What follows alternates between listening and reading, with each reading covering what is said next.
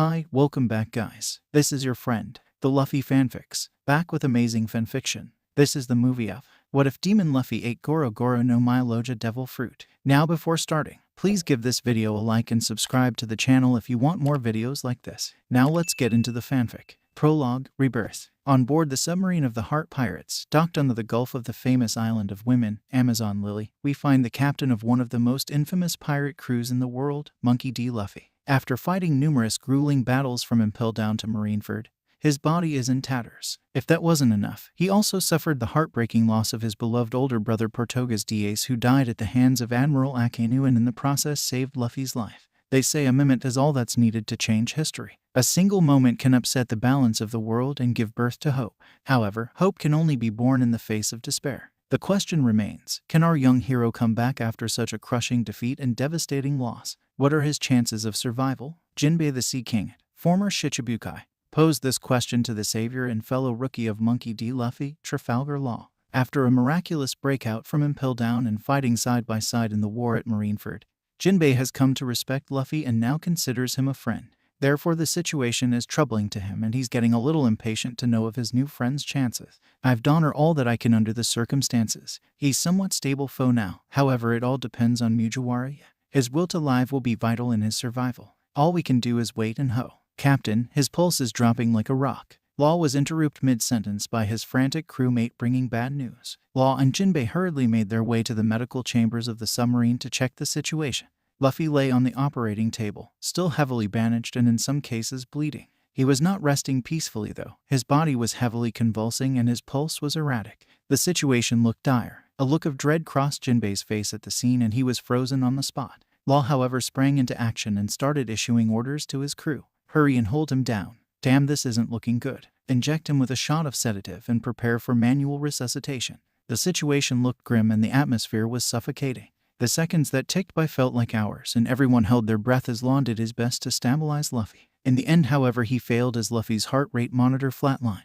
Silence descended upon the occupants of the room as the harsh reality they were faced with dawned upon them. Regardless of their best efforts, the outcome was still failure. Damn it, Law swore as he punched the wall in front of him. He prided himself on his skills as a doctor, and this was a severe blow to that pride. He hadn't known Luffy long or all that well, but something seemed to draw him to the carefree captain of the Straw Hat crew. He was an enigma and that interested Law. He hoped that he could be of help to his plans in the future, but that didn't matter now. Luffy-kun, Jinbei uttered under his breath as tears streamed down his face. He grew quite fond of Luffy in their time together and considered him a good friend, similar to his brother Ace and Whitebeard. His losses today seemed to be piling on, and for once Jinbei cursed his bad luck. He had lost 3 friends today and right now he was inconsolable. It was a sad day indeed. The world has witnessed the death of the son of the Pirate King, Fire Fist Portugues Diaz, as well as the legendary pirate hailed as the strongest man in the world, Whitebeard Edward Newgate.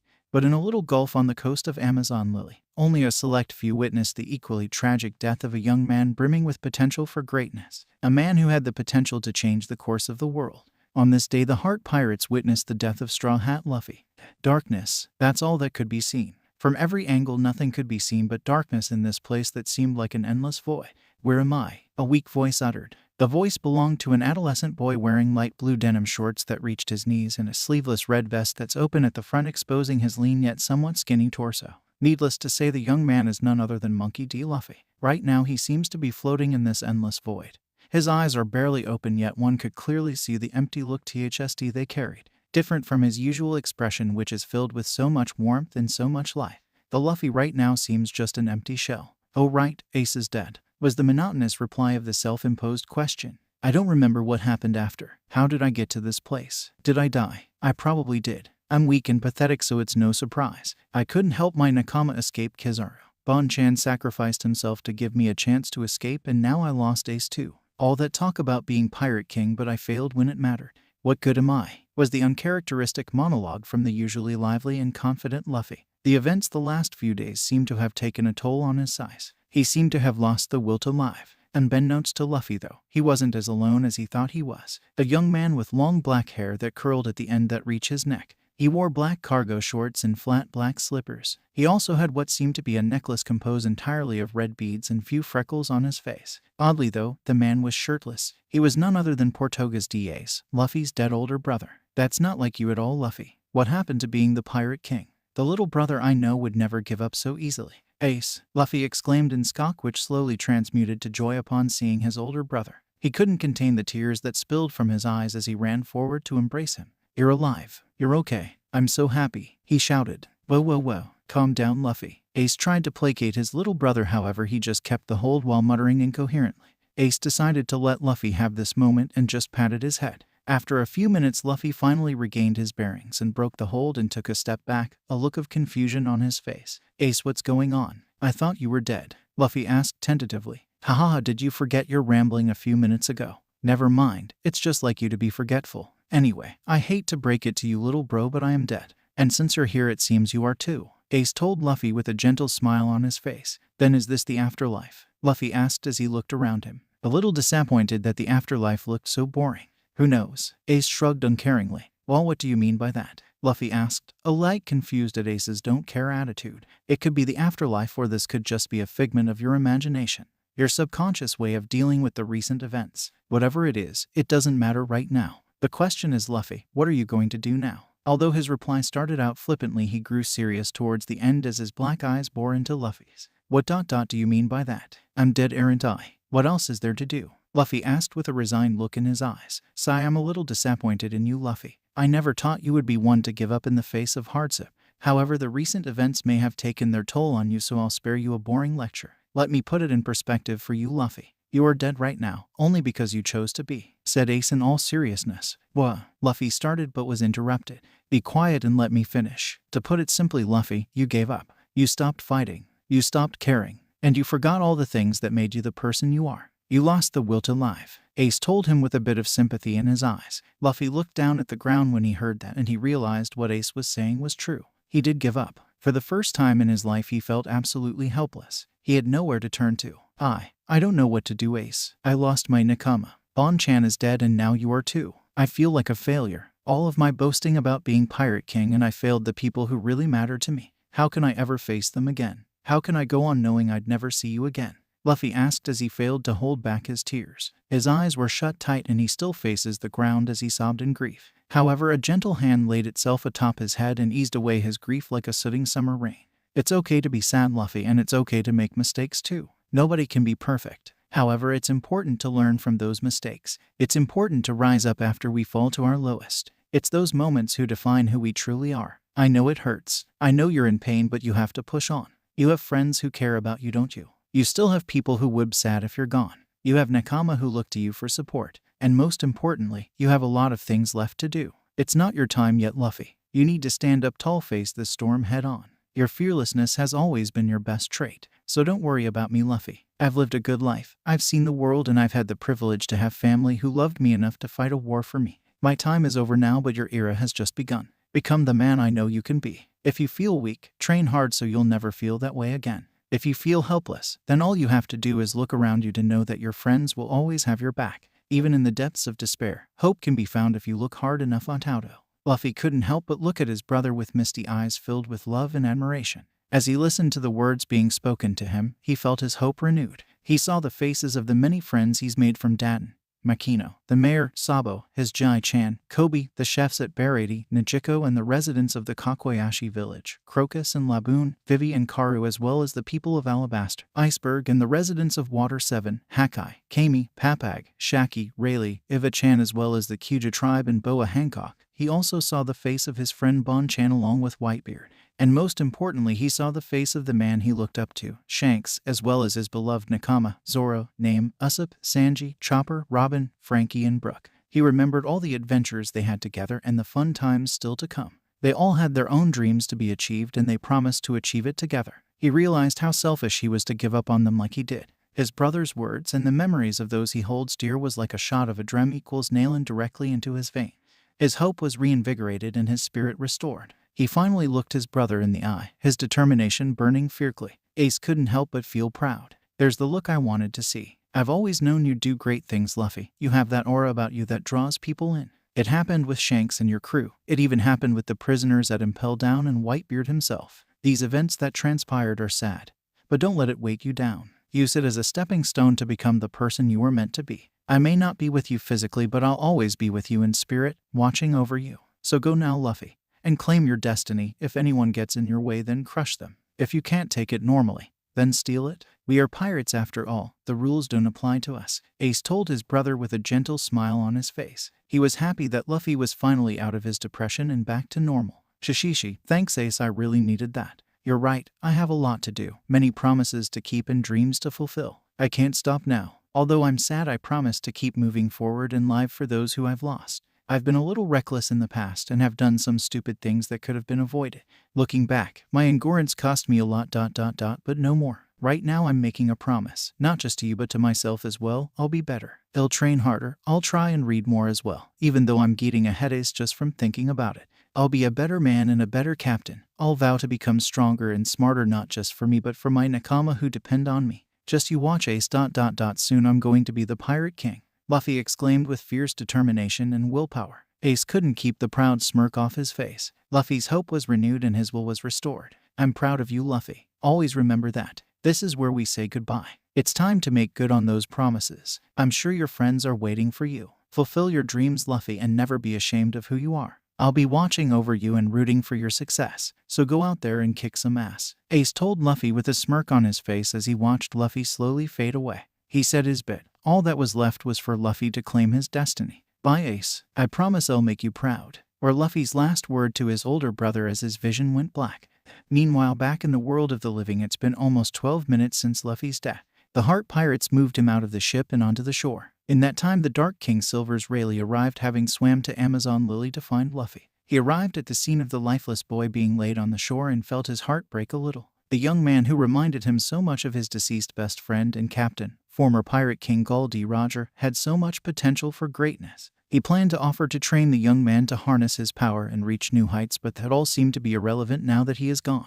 A single tear slid down his face as he remembered the fearless young man. Around the same time, Boa Hancock as well as her sisters, Sonya and Mary, arrived with Nyanba and a few Kuja warriors who were close to Luffy. They brought an assortment of foods and fruit as they hoped the energetic young man would be awake. However, they were not prepared for the heartbreaking news of his death. Hancock was inconsolable as she stared at the lifeless body of the man she loved. She felt as though her heart broke into a million pieces. Just when she found a man she could love and maybe finally attain happiness, it was snatched away cruelly. The other Kuja warriors also grieved the loss of the fun and energetic boy that they knew. Jinbei was much the same as he silently grieved the loss of his friend, while Trafalgar Law stood there awkwardly, not knowing what to do in this situation. But while the silent, and not so silent, grieving was going on around him, something akin to a miracle was taking place within Luffy. His mind, his spirit, and his will to live that defied common sense was fully reinvigorated.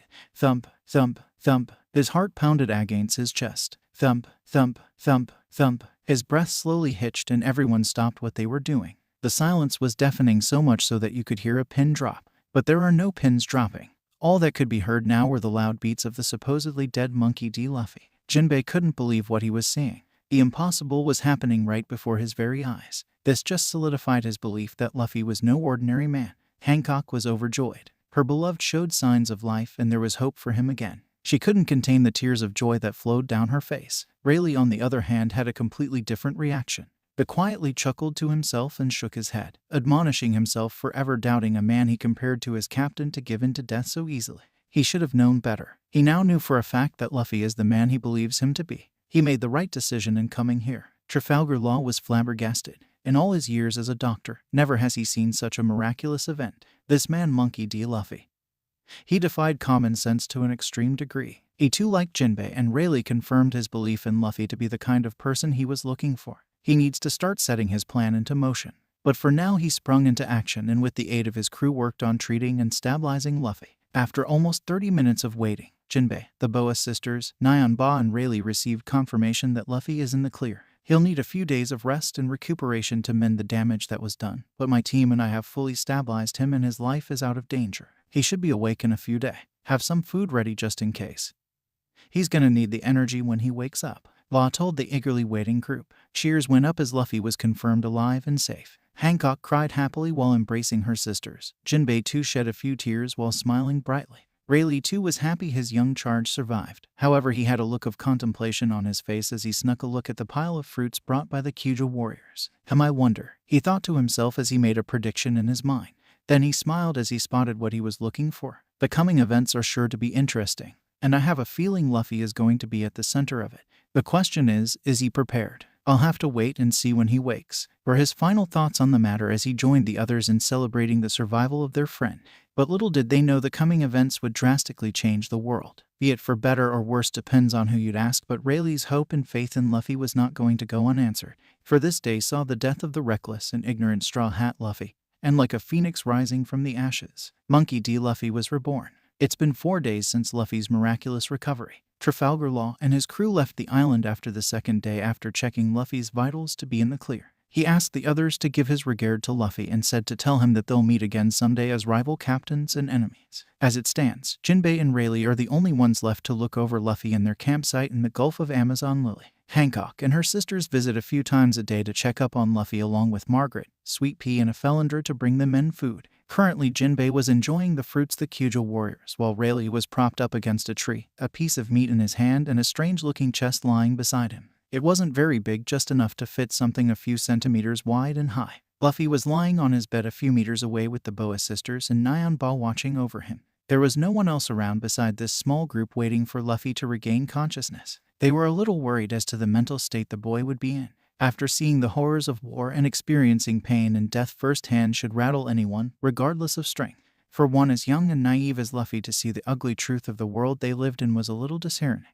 They knew he would lose his innocence that managed to win them over. They just hoped that they would be able to help him through this painful time and get him back on his feet. But they would soon see that their concerns were for naught as a few minutes later coughing could be heard from Luffy and his eyes slowly fluttered open. Hancock was quickly to his side with a glass of water. She gently eased him up and he gulped it down to quench his thirst and handed the glass back to Hancock. When he finally regained his bearings, he looked around and noticed Sonya, Mary, Nyanba, Jinbei, and surprisingly Rayleigh. He had a few questions on his mind but shelved them for now. He was surprisingly calm, which the others were quick to notice. Suddenly a loud rumble could be heard, a sound akin to a lion's roar. Everyone looked to Luffy, who sheepishly looked away. They all smiled at the predictable behavior of the boy. Surprisingly, not a word was spoken yet by anyone as the girls brought forth the food prepared for Luffy to eat as they all watched him intently. He ate at a measured pace and not as fat and ravenous as they know he can. This worried them somewhat, but they decided to wait for him to finish eating to ask him any questions. They didn't have to wait long as he was done after eating a few pieces of meat and some fruits, another alarming gesture compared to his normal appetite.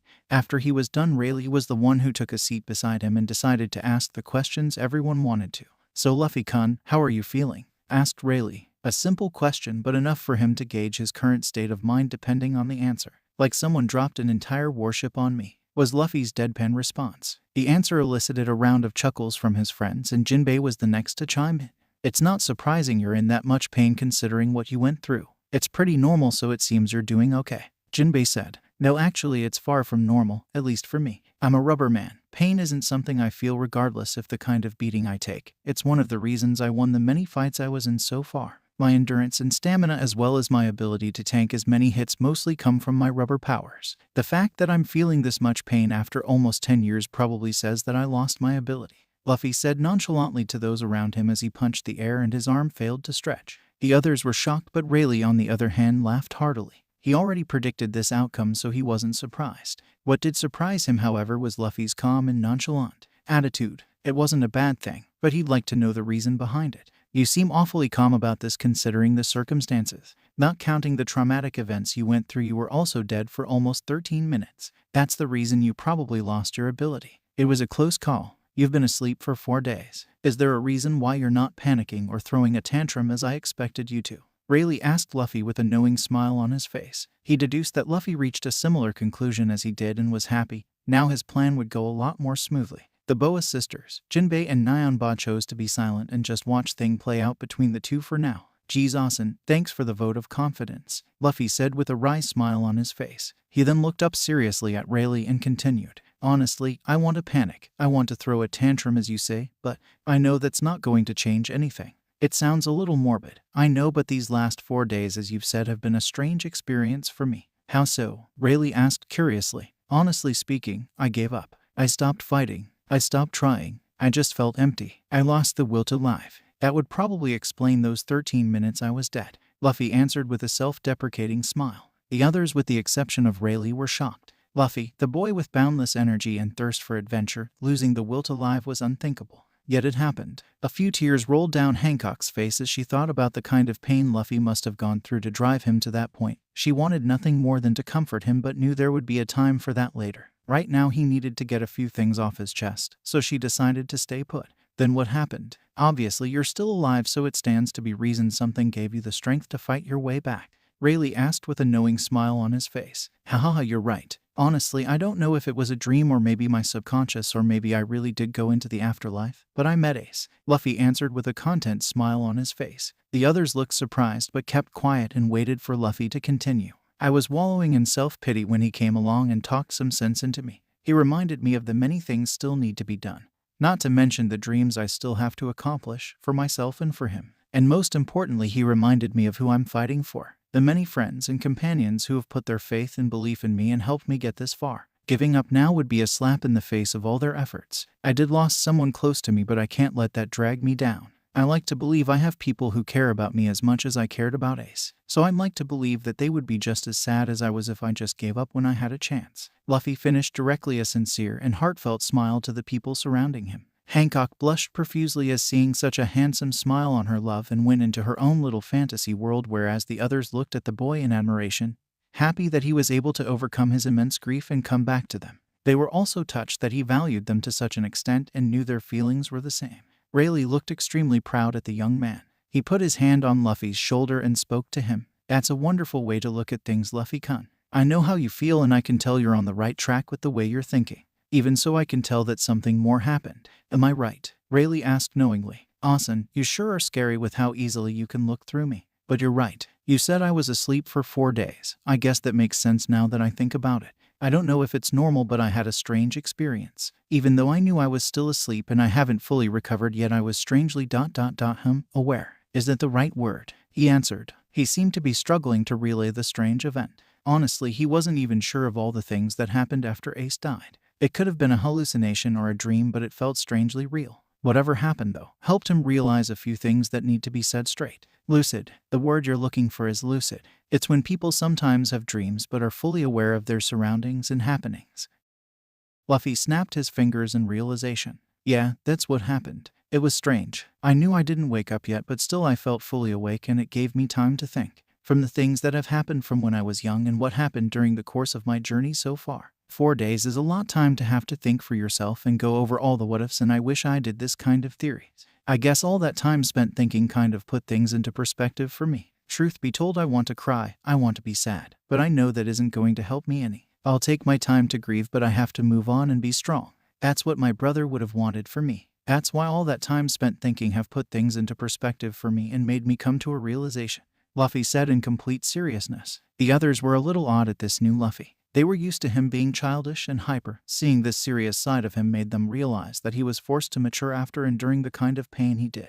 It was a little sad that the energetic and fun-loving boy they've all come to adore was growing so fast, but at the same time they realized that this would only help him in the harsh environment he is going to experience in the coming years. I can see you've taken things seriously, and I can tell you've reached some conclusion. So, what do you want to do now? Asked Rayleigh in all seriousness. Now was the time to see whether Luffy knows what's needed to be done. Luffy took a while to settle his thoughts. He looked up at Rayleigh with fierce determination burning in his eyes. What I want is to see my friends again. What I want is to get back on my ship and go on more fun adventures with them. Luffy exclaimed passionately. Rayleigh nodded in understanding, but an undertone of disappointment can be detected. He was happily surprised, however, by Luffy's next words. As much as I want that to happen, I know that right now, it's not what I need. Jinbei and Hancock looked shocked, as did the others, except Rayleigh. They knew how badly Luffy wanted to reunite with his nakama. He has said so on many occasions. They've come to realize how much he cherishes the bonds he creates and knew the bonds he had with his crew were unbreakable.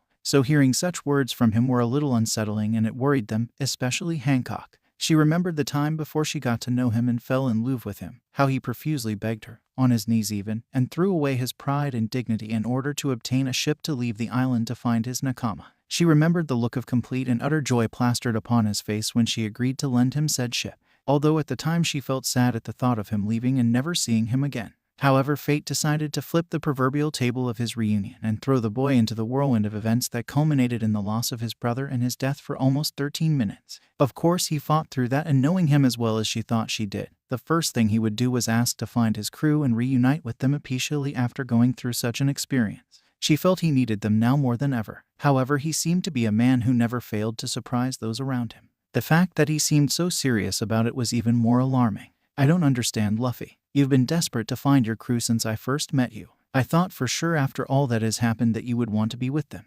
Hancock stated with an unusually solemn expression directed at Luffy. All traces of her fangirl self disappeared and she was now serious and stern. This was truly the face of the cool and indomitable pirate empress. After witnessing her slightly eccentric behavior around him for the most part made Luffy almost forget that underneath all those layers she puts up lies a fierce and powerful warrior, one which reached the ranks of the Shichibukai. He couldn't help but be captivated by her even if it was only a few seconds, after which he regained his composure before taking on a serious and slightly self-deprecating expression.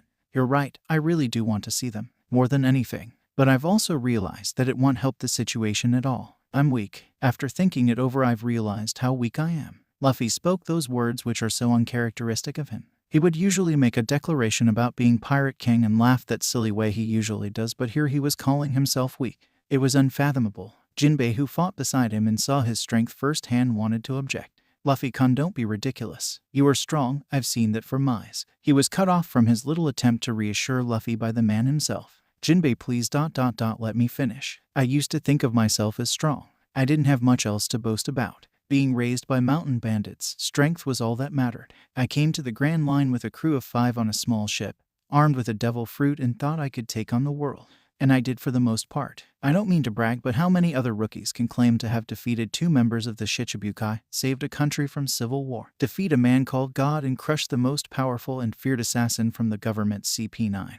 Not forgetting to mention sinking the world government's judicial island, Anai's lobby, all within a few months of their journey. Luffy continued his monologue with a fond smile as he recounted the many achievements of him and his crew during their journey. However, he took on a more solemn countenance as he continued. While all those look like good achievements and make me seem really strong, in the end that's all a lie. All those battles I fought drove me to the brink of death. I had to struggle, barely crawled my way out of them. My crew was in just as much danger. It was only thanks to my devil fruit abilities that I miraculously survived. In the end, you can say that I did pull through, and those experiences have made me a better person. Sure, I did win against all odds. But now, looking back, it all seems so hollow. While I consider myself strong, I don't think I'm as strong as I could or should be. Actually, a better way of saying that is that I'm not as strong as I need to be. That's what I meant when I said when I'm weak. Luffy finished his little tirade with a downcast expression. The others looked to be contemplating what they just heard. Although they wanted to refute his self-deprecating views aimed at himself, they didn't know the full story of Monkey D. Luffy, having only known him a short while. They chose silence over any sudden remarks that could be insensitive to the boy's current situation. Rayleigh, though, was happy at this development. He was a little worried about Luffy and if he would be prepared for what's to come, especially with Whitebeard dead and the world thrown to chaos. He thought he may have a tough job trying to persuade him to agree to his proposal, but now, though it seemed his worries were unfounded, Luffy found the path he wanted to take on his own. He couldn't help but feel a little proud at the emotional maturity the boy seems to be going through. He patted him on the shoulder and nodded at him to continue. He knew the boy needed to get this off his chest. When I was young, my Jai-chan looked after me. I didn't know my mother or father, and he always raised me with the mentality of joining the Marines. I never questioned it much being a little boy, as I didn't really care. Then came the day that Shanks and his crew came to my hometown. They all seemed so much larger than life compared to the little boy I was. Haha, I thought they were the coolest guys. Shanks took the time to talk and even play with me. He ended up saving my life and giving me his straw hat with the promise of returning it to him someday. It's what set me on the road to be a pirate. I wanted to be someone great just like him, Luffy said with a tone filled with admiration for the famous red-hair Shanks. The others were quiet and chose to let him express the feelings he needed to. He sadly looked at the famous straw hat in his hands and continued. Looking back at how I spent the 10 years since meeting him, I realize I didn't try as hard to improve myself as I should have. Most of my days were spent fooling around in the woods instead of actually doing things that could actually help me achieve my dream.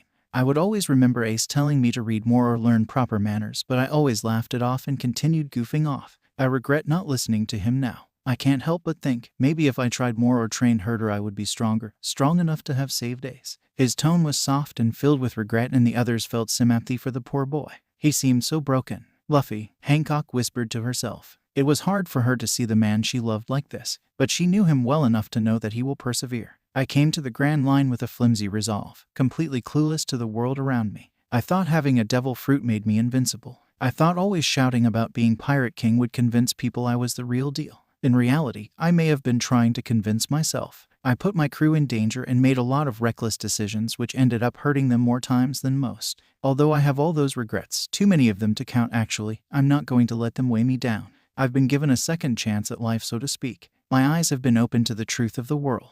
My ignorance has cost me too much already. I want to change that. The fight on the Sabati archipelago showed me already. We are not ready for the new world. All the previous fights were won by the skin of our teeth. We would be slaughtered in the new world. At a place we know nothing about, and after everything that's happened, I don't want to recklessly rush in with no knowledge and hope we make it out. We need to be better. I need to be better. Oh my, I seem to have gone way off topic, heh.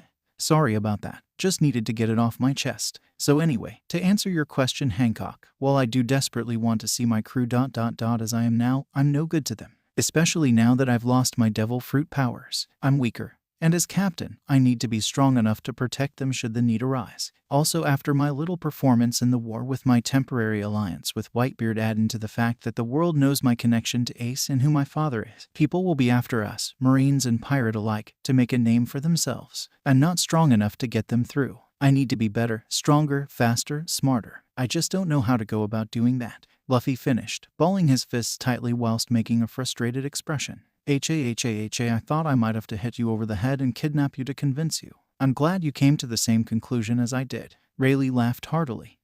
Was Luffy's intelligent response. The others were looking at Rayleigh like he grew a second head. Why do you think I'm here, Luffy-kun? Rayleigh posed this question to Luffy as he wiped the tear from his eye due to laughing so hard. Well, to be honest, I have no idea, was Luffy's sheepish response. Come to think of it, you told us how you got here but not why you came in the first place, Hancock said in a frosty tone while narrowing her eyes at Rayleigh. Rayleigh, noticing the danger signs flashing, quickly put his arms up in a placating manner. He knew women well enough to know he needs to start talking quick if he doesn't want to lose important parts of his body. Easy there, Hancock, I only came here because I felt the same way as young Luffy-kun did. I watched them fight on Sabati and I watched him during the war. I believe Luffy-kun is a wonderful captain. As a man who was best friends with the former pirate king, I know a great treasure when I see it.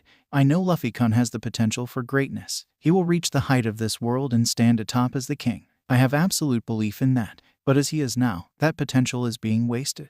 That's why I want to help. To give him the tools to aid him and nurture him in becoming the greatest. That's the reason I'm here. Luffy-kun, you said you know what you need to do but don't know how to go about doing it, right? You don't need to worry about that anymore. I've already made a plan to take you as my apprentice and train you in the skills you'll need. I was a little worried coming here because I wasn't sure how to convince you to accept my proposal. I see now I didn't need to do anything, said Rayleigh. Luffy was shocked. The first mate of the Pirate King wanted to train him. It seemed too good to be true. Right at the point in his life that he wanted to be better and he wanted to improve, any of the most legendary pirates to ever live offered to take him under his wing. He really started to question his unbelievable luck. So what do you say? Will you accept my help and my training? Rayleigh asked with a shit-eating grin on his face, already knowing what the response will be. Is that a trick question? To learn from the first mate of the Pirate King is like a dream come true. I'm starting to think Lady Luck has a crush on me. Of course I accept. This is just what I need to get stronger to protect my friends, especially now that I don't have a devil fruit to constantly rely on, Luffy exclaimed as he fist-pumped with a large grin on his face. The others around him smiled. Even though he went through so much, he still had some of that childlike innocence. It made them happy to see he didn't change all that much. Speaking of your devil fruit, I have it right here. Rayleigh said those shocking words in a carefree manner as he picked up the chest at his side and opened it to reveal an round purple fruit with S-like swirls all over it.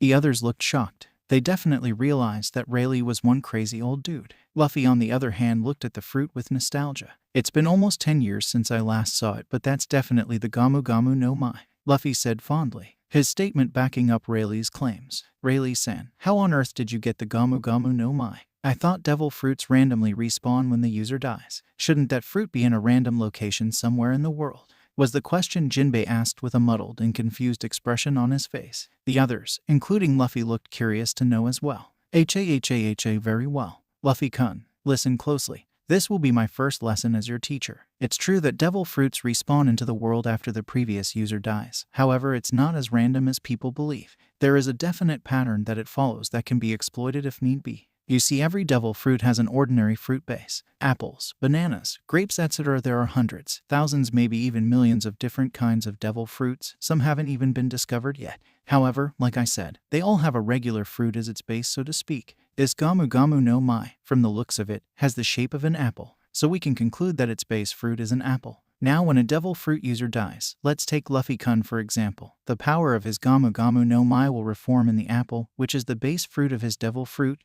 that is closest to him. Think back to when Luffy-kun died for those 13 minutes. Hancock and the rest brought a large collection of food for him to eat when he recovered. I noticed that straight away and inspected the fruits that were brought. That's how I retrieved the Gamu Gamu no Mai. And that, my dear kids, concludes today's lesson of Devil Fruits 101. Rayleigh's explanation shocked and impressed them, though the latter feeling quickly changed to a deadpan look after seeing the somewhat smug expression on his face. I had no idea, stated Hancock, honestly awed at the rare piece of information just given. Me either. Jinbei felt much the same. That's so cool. Rayleigh, no awesome, you sure know a lot, was Luffy's exuberant replay. He literally had stars in his eyes as he looked at Rayleigh. The latter didn't help the situation at all as he looked even more smug than before. Well, I am a legendary pirate, was his nonchalant reply as he puffed out his chest and flicked back his hair. Stop screwing around and get to the point, Hancock said as she hit him over the head while screaming at him with sharp teeth. Sorry, I got caught up in the moment. Anyway, I have your devil fruit right here, Luffy-kun. Do you want to eat it? Was Rayleigh's question. Luffy stopped smiling after hearing that. He sat a serious look on his face as he contemplated his decision. Finally he smiled and looked at Rayleigh. I'm glad you were able to get this fruit back for me. Though I have no intention of eating it, I would like to ask if I can have it. He was smiling happily as he spoke. Luffy, are you sure you don't want to eat it? It would help you greatly on your journey, Hancock asked him worriedly. She wanted her love to have every tool he could to make him stronger so he would eventually come back to her. Hearing him say that he didn't want to eat it was a little troubling. The others felt the same. They thought he would be happy to have his ability back. Rayleigh too was a little puzzled. He saved the fruit so Luffy can have his ability back and boost his power. He wasn't sure what Luffy was trying to do. He still handed the fruit to him though. Luffy looked at the fruit fondly with a sincere smile on his face. This fruit has helped me through so much in my life, however I feel as though I've relied far too much on it that my own strength has decreased as a result. I actually ate this fruit by accident. I remember sitting next to Shanks on the bar talking and joking with him when I saw a tasty-looking fruit. I ate it without thought, and the next thing I know Shanks was shouting at me telling me that I ate a devil fruit and that I'd never be able to swim. He wasn't angry at me though. We eventually laughed it off. It was because I ate this fruit though that Shanks lost his arm. I was sinking in the ocean and he came and rescued me. As a result, he left himself open to a sea king who ripped off his arm. Luffy finished with a sad tone as he remembered those events. Hancock and Jinbei were shocked at finally knowing how such a powerful and legendary pirate lost his arm. They didn't expect Luffy to be at the heart of it, although he never held it against me. I've always felt guilty because of it, so as you can tell, I have a lot of regrets in eating this fruit as it was never my fruit to begin with. Now, I can finally return it to its rightful owner along with his hat when I see him. Right now, I want to get stronger and rely on my own body. Eventually, if I come across a fruit I like, I'll probably eat it. However, I think the era of Straw Hat Luffy the Rubberman is over. This is my new chance at life. I want to change and be a new and better person. That's why I want to eat this fruit. He said this with his eyes burning with fierce determination. Well said, Luffy-kun. I thought you would be happy to regain your powers, but now I understand your determination. I'll make you stronger than you ever were with that devil fruit, that's a promise. I actually thought because of your abilities you would recover much faster and we could put my plan into action, but now we'll have to wait a few days till you're fully recovered, Rayleigh said while rubbing his chin in a contemplative manner. That caught Luffy's attention. What plan are you talking about? Luffy asked with an interested expression on his face. Ho, well, I see no harm in telling you.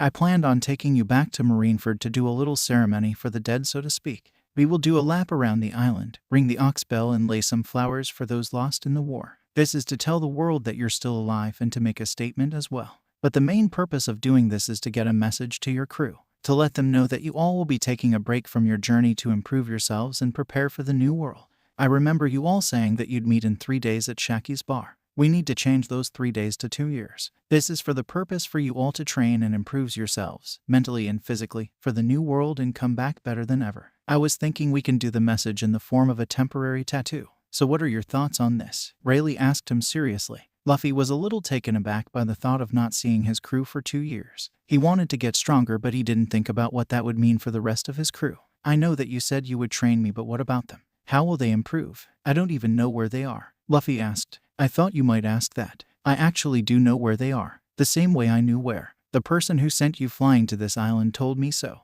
Rayleigh said with a smile. What? Was the best reply Luffy could offer. He was extremely confused. Rayleigh in turn put on a serious expression as he looked at him. You may not realize this, Luffy, but on the Sabati archipelago when your crew were cornered by Kizaru and those pacifistas, you had absolutely no hope to win. When Bartholomew Kuma sent you all flying, he actually saved your lives. His actions allowed your crew to get out alive and live to fight another day. That was his last act as a human being, as I'm sure you know by now that his personality was erased and he was turned into a human weapon. Rayleigh told him with all seriousness. He had come to have a great deal of respect for Kuma after his actions. But why? Luffy was even more confused than before. That just brought up more questions than actual answers. As for your crewmates, he sent them to places where they can get hands-on training in their specialty skills to improve themselves. For example, you cook is with your friend from the war Ivankov, and your swordsman is on an island belonging to Dracul Mihawk, just to name a few. They are with people who can improve them, and most importantly, they are safe. So now I ask you again.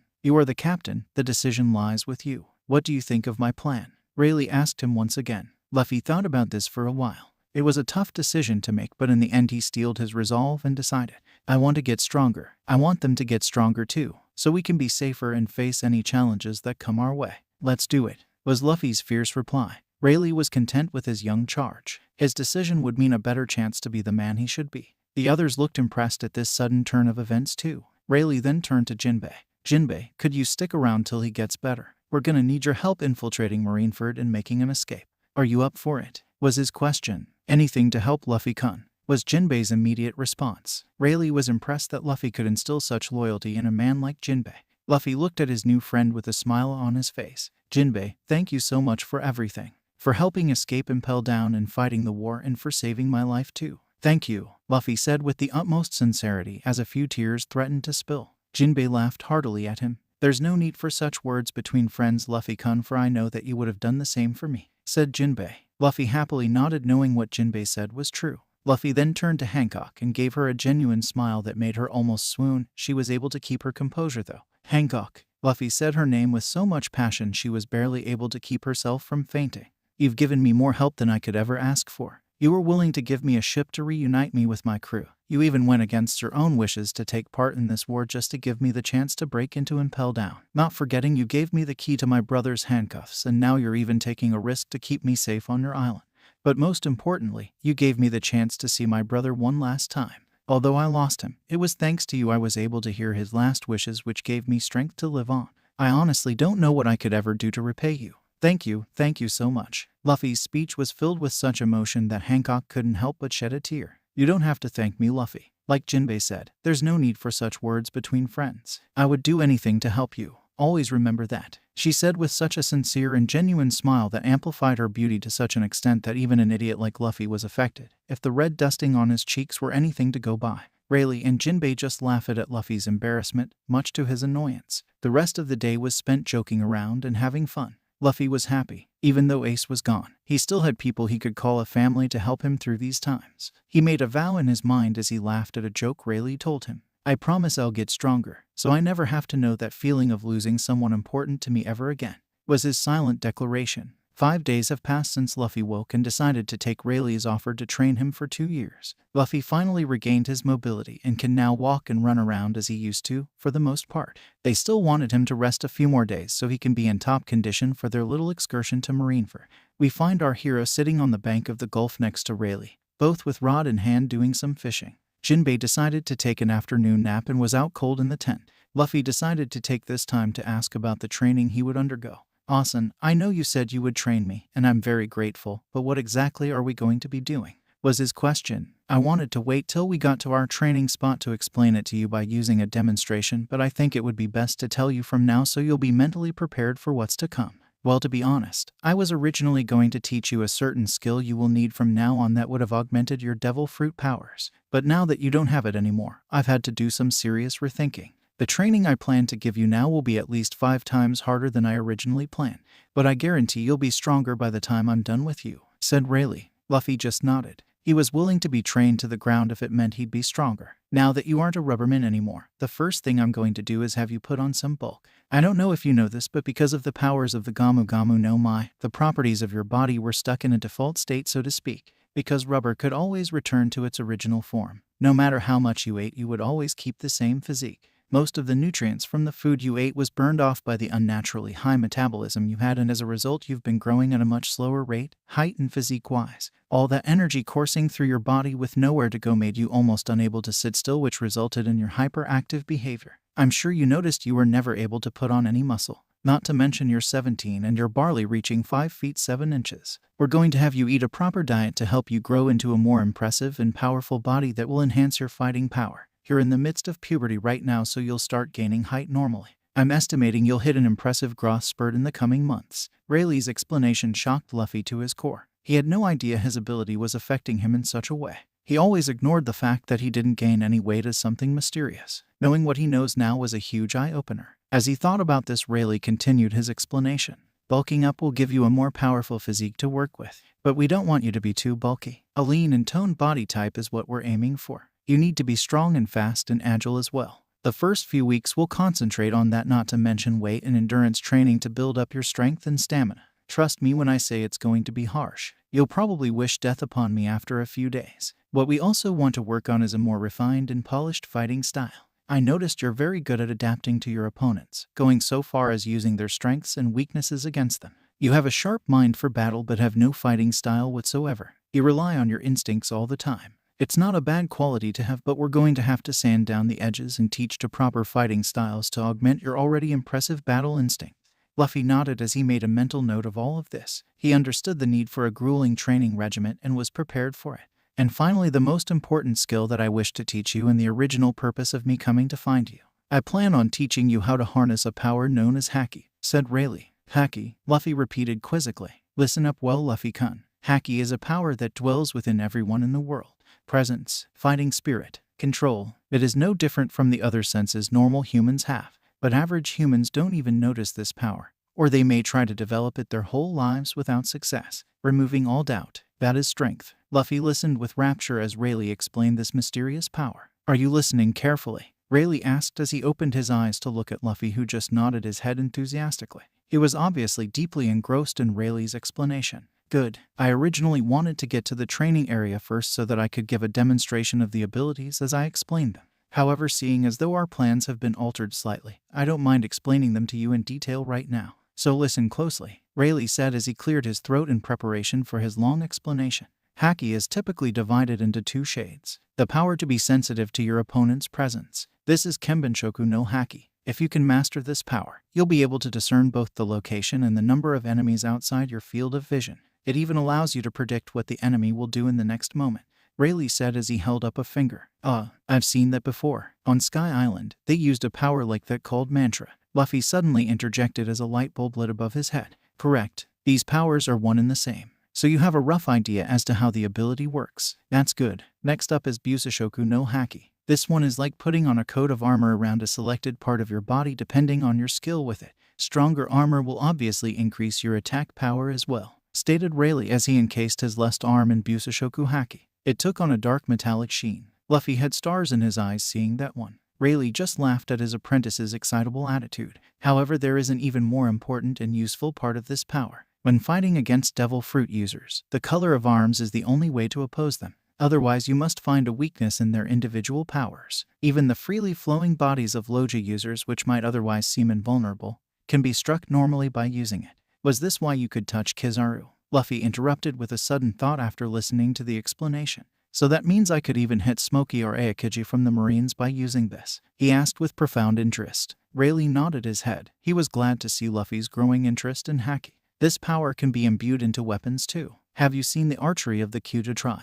Was Rayleigh's question. Yeah, I thought they were using steel arrows or something. Luffy replied, visibly impressed. He remembered those deadly arrows that almost impaled him multiple times, vividly. Kenbenshoku, Busashoku. These are two types of Haki. However, a select few people in the world can utilize another kind of Haki. Ironically, as he was explaining this, a large sea king rose from the ocean and snarled at them. Luffy recoiled at the sight of the ferocious creature. Rayleigh, on the other hand, just grinned. Now was his chance to show off and look cool to garner Luffy's full attention and respect. Pay attention, he said. Luffy just looked at him as if he was crazy, which he probably was. Rayleigh turned to the beast calmly. He looked it over and narrowed his eyes at it, exuding a shockwave of some sort that caused the air around him to ripple. The Sea King had a look of absolute dread plastered on its face and started visibly sweating. After a few seconds its eyes rolled to the back of its head and it fainted. After a few more seconds it floated atop the surface of the water completely unconscious. Luffy's eyes were comically bulging at this point. That was one of the craziest things he's ever seen in his life. And he's seen a lot of crazy. Rayleigh smiled and turned to him to continue his explanation. This is the power to control your opponent, Heishoku no Haki. Many people who have made a name for themselves in this world possess this power hidden within them. However, while the color of the conqueror can be controlled, it cannot be trained. It is the very spirit of the user. The only way to strengthen it is to strengthen one's own mental strength. Rayleigh explained. That's what you used back at the auction house, Luffy exclaimed as he finally solved one of the mysteries in his mind. Rayleigh nodded. I'm sure you've experienced it already. Your potential as a conqueror is already awakening, Rayleigh stated as he patted Luffy on the shoulder. Luffy was shocked to know that he had that kind of power within him. But then he thought back to Marineford when Ace was about to be executed and he unconsciously let out a burst of power. He didn't realize what it was at that time, but now he knew. But you should refrain from using it until you've got it completely under control. Otherwise, you'll end up affecting innocent bystanders around you, Rayleigh warned him. I've seen this power before though. Jai-chan used it a lot when he used to hit me over the head. I've always wondered why it hurt when I was supposed to be a rubberman, Luffy realized. Also, I've seen Shanks use it a lot. When he saved me from that Sea King all those years ago, I think he used Heishoku no Haki, he said while deep in thought. Correct. You look up to Shanks a lot, don't you? You'll be interested to know that he made his way to the top of the pirate world purely on the strength of his Haki alone. To this day, he is one of the most proficient users of Haki. And in case you were wondering, I am very much the same. So use that as motivation to know that with this power, if mastered, you can stand atop the pirate world. Rayleigh encouraged him. Luffy was now even more pumped up to learn Haki. He was determined to bridge the gap in strength that has opened up between him and the rest of his competitors. He was curious about something, so he posed a question to Rayleigh. Asen, you said that Heishoku no Haki is only possessed by a rare number of individuals. Who else beside you and I have it? Luffy asked innocently as he tilted his head to the side. Let's see. Of the top of my head I can say for sure that you've already met 4 people with this power. Myself, of course. Then there's Shanks, Whitebeard, and of course Hancock, Rayleigh said as he counted them off on his fingers. Hey, Hancock has it too. That must mean she's really strong, Luffy shouted in shock. Rayleigh just looked at him like he was an idiot. Of course she's strong. She didn't become one of the Shichibukai by luck. Don't be fooled because she's always nice to you. Boa Hancock is a fearsome warrior. And I dare say probably the most powerful woman in the world. They don't call her the Pirate Empress for nothing, you know, Rayleigh stated in a scolding tone. Luffy just gulped and nodded his head frantically. He had no idea she was that powerful. All this time he's been messing with her and calling her ridiculous nicknames. He could have been killed. He made a mental note to never seriously piss Hancock off. Anyway, back on topic. I originally intended to teach you just the basics of Haki and then have you learn and adapt it to your devil fruit powers afterward. But now that you've lost them, Haki is going to have to be your primary weapon. Which means I'm going to have to drill into you the basics, which normally would have taken me 2 years or so, in a few weeks. The training is going to be harsh and brutal. I'm not even sure if it's possible to master Haki within 2 years, but I know you're a man that defies common sense. You'll need to have unbelievable strength of will to survive this and come out fully prepared. If you want to back out, now is the time. Are you sure you're prepared to do this? Rayleigh asked him in all seriousness. Luffy just lifted his head and stared Rayleigh right in the eye without flinching. Rayleigh could see the hunger and determination to get stronger and to prove himself bearing in Luffy's eyes. He nodded once, strongly. And that's all the confirmation Rayleigh needed. No words needed to be spoken. Once we get to the island that will be our training spot, all communication will be cut off from the outside world. So if you want to take anything with you or have anything to say, do it now, Rayleigh stated. Hey, you mean I won't be able to see Hancock and the other Kyujo warriors? I was hoping to get to know them a little better if we ever took any time off to rest, Luffy stated glumly. Rayleigh rubbed his chin and thought at that. Suddenly a light bulb went off above his head and he smiled mischievously. Very well, I will allow some visitors from time to time. It will do you good to see people you consider friends to remind you why you're doing what you're doing.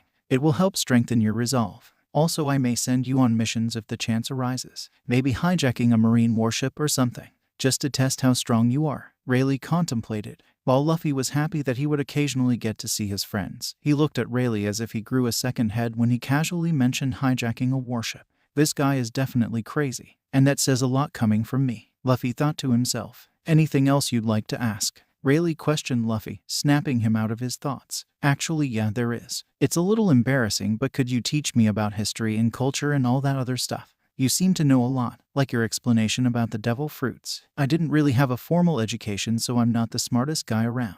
But I want to learn more. I don't want to just train my body but my mind as well. I was also thinking that I'll need a weapon now. I can't really see myself using a pistol, so maybe a sword. Luffy questioned hesitantly. Rayleigh looked at him for a few seconds then burst out laughing. Luffy flushed in embarrassment, thinking Rayleigh was making fun of him. Bastard, I'm being serious here and you're laughing at me. Luffy scowled at him. Rayleigh finally calmed down after a few minutes and wiped an imaginary tear from his eye. Relax, Luffy-kun. I wasn't laughing at you. I was merely happy that you asked me to educate you along with training your body. Knowledge is power, and in this world knowing the right information can be the difference between life and death. I'll teach you all that I know: form language, history, math, etiquette, as well as the knowledge of devil fruits and the structure of the Marines and the world government. It's important to know these things, and I'm glad to see you taking the initiative. Regarding the use of a weapon, I think it's a great idea. I just happen to be a swordsman myself, so I'll teach you how to effectively wield a sword like a true swordsman should, said Rayleigh. Luffy smiled happily at that. Things were looking good for him. He would make the most of this opportunity given to him. This point in the story is after the Marineford infiltration, where Luffy sends his message to his crew. It happened much the same, so I didn't see any point to write it out again. So continue reading knowing that the crew received the message and are all taking strides to improve themselves as well, much like in the anime. Here he comes, said Jinbei as he stood on the rail of the Kuja pirate ship anchored in the middle of the sea. A dark shadow can be seen in the water when suddenly a whale shark emerges. Jinbei jumps off the rail and onto its back, but then turns to face the ship. Jinbei, thanks for everything you've done for me, shouted Luffy as he stood on the deck watching his friend about to leave. I am the one who ought to be thanking you. You listened to my plea and helped me escape from Impel Down, allowing me to live on, though in a shameful manner. I cannot thank you enough. Jinbei expressed his gratitude as he bowed his head in thanks. I thought we agreed that there's no need for that between friends, Luffy said. If you hadn't been there, I might never have made it to Marineford. Raise your head, he stated with a happy smile as he and Jinbei continued to stare at one another. Eventually Jinbei too smiled. I suppose so, and I might have the chance to help you again someday. With that said, let us meet again in 2 years, at Fishman Island. I am looking forward to the day when you and your crew arrive, shouted Jinbei. Sure, was Luffy's exuberant response as he watched Jinbei leave. As he was waving, Hancock peeked at Luffy from behind a Felindra, whom she was using to shyly hide from him. Luffy, I'm so glad you've recovered. Your hands, your smile, and all of your carefree gestures. They all make my heart pound with excitement. At this rate, I might actually die from excitement, Hancock said happily with a dreamy expression on her face as she dramatically fell to her knees. I feel dizzy, she said as Rayleigh looked over to her. Are you all right, Hancock? He asked as Luffy's attention was also drawn to the woman. She finally snapped out of her fantasy and tried to regain her composure. You need not worry about me, she said as calmly as she could with a heavy blush on her cheeks. I'd like to go to our training ground immediately. Can you turn the ship around? Asked Rayleigh. Very well. Set the ship's course for Ruskana Island, ordered Hancock. Hi, Hebeheim-sama, was the enthusiastic reply for her crew. Along the calm belt just northwest of the Island of Women lay the uninhabited island of Ruskana. This is where we find Monkey D. Luffy and Rayleigh with the Kuja pirates docked near the shore. This island is ideal. It's called the Island of 48 Seasons. It's a ruthless island where the season changes once a week, Rayleigh said to Luffy. Really? Luffy asked as he scoped out the island. Luffy, I will bring you food from the Island of Women each and every day, Hancock stated whilst blushing profusely. What, seriously? Hancock, asked Luffy excitedly. In that case, I'd like that special dish of yours, the Gorgon whatever it was. That was delicious, he shouted happily. All the while Hancock shyly skittered backwards till she was hiding behind a large rock. Oh, of course, was her timid reply as she peeked at him from behind the rock cutely. This gesture caused the Kuja pirates to squeal loudly at the adorable behavior of their fearsome captain. I will provide you with as much of your favorite things as you could ever want. And that was the 10th time you called me by my name. Is this what engagement is like? Hancock questioned herself with her hands on her cheeks, blushing profusely as steam rose from her face. It is Nyot. And why do you keep moving backwards? You said you were married earlier, did you, Nyot? Nyanba questioned her with a deadpan expression and a large sweat drop. Rayleigh took this time to speak up. Hancock, you see a scent spoil him like that. I originally didn't want any of the women to set foot on this island while Luffy-kun is training. However, he has stated that he would like to see you at times. Seeing as how the training is going to be a lot more brutal than I originally planned, I agreed to that condition as it would help relieve some of the stress he's going to be under. However, you can only visit once per week. And as for food, Luffy-kun can catch all he needs here on this island. If he can't do at least that much, he won't be able to survive. This is all for his benefit, Rayleigh stated strongly. Hancock, who looked like she was ready to murder Rayleigh when he started his explanation, gradually lost her anger and reverted to blushing like a schoolgirl, especially after hearing the part about Luffy wanting to see her, which she totally took out of context. For Luffy's benefit, she whispered to herself, "Then I shall endure it," she dreamily said while blushing and holding her cheeks, much to the chagrin of Nyan Ba. Her emotions then did a complete 180 as she looked at him seriously. "But Rayleigh, this island is truly dangerous. If anything happens to him ... she pleaded. "The training would be pointless if nothing ever happened. If you're worried, then pray for his safety." "Let's go, Luffy-kun," said Rayleigh. Luffy nodded and followed him into the island as the Kuja pirates wished him luck. He happily waved back at them. "Luffy, please be safe," were Hancock's final thoughts as she watched him disappear into the forest. After Rayleigh spent a few minutes telling Luffy the history of the island and the fact that there are at least 500 plus beasts that are stronger than him, they arrived at a clearing with what looked like a large white radish sticking out of the ground, surrounded by a collection of upward pointing rocks around it in a circular manner. "This is the safest place on the island, the only place the beasts stay away from. Remember that, it may save your life one day," Rayleigh told him. Luffy took a moment to himself. He thought about what was about to happen and what he wanted to achieve. When he finally solidified his resolve, he walked over to the tree and unhooked the straw hat from his waist. Incidentally, from the time he woke, almost a week ago, he hasn't worn the hat. He took the straw hat and placed it on one of the rock. Next, he took the chest containing the Gamu Gamu no Mai and did the same. Rayleigh looked at him curiously. "Aren't you going to wear that hat?" he asked. Luffy was quiet for a while till he finally turned back to answer him. He smiled fondly at the hat as he spoke. "This hat represents the promise that put me on the path to becoming a pirate. It has filled me with hope and ambition for years. It helped me in times of need and in times of distress. It represented my greatest ambition, to be recognized by the man I look up to. But now I realize how foolish I've been. The moment he put this hat on my head was the moment he acknowledged me in my dream. It was his way of showing me his support. But now I've found a new ambition. I still want to meet him and fulfill that promise. But being strong enough to protect my Nakama and having many adventures with them is what I truly desire now. Hopefully I can help everyone fulfill their individual dreams along the way. Hopefully I can return that hat along with the devil fruit to Shanks before I reunite with my crew in 2 years. By then, I'll be a new man. Like I said before, Straw Hat Luffy died a week or so ago. This is the new Luffy. No more Rubberman, no more Straw Hat. My resolve has been renewed and I've been given a second chance and I'm going to make the most of it. I will be the Pirate King. Anything less is unacceptable," Luffy passionately stated his new ambition. Rayleigh couldn't help but feel proud. Although he never had any children, he couldn't help but wonder if this is what having a son felt like. "So with that said, Asen, I'll be in your care," said Luffy. "That's no good, Luffy-kun. You should call me Rayleigh-sensei or Shishu," said Rayleigh. "I'll be in your care, Shishu," Luffy stated once again, and he prepared to tackle his training head-on. It's been 3 grueling months for Luffy since he started training on Ruskana. He realized quickly that Rayleigh was a real slave driver. His days started out by waking up early in the morning, before the sun was out, to run laps around the island.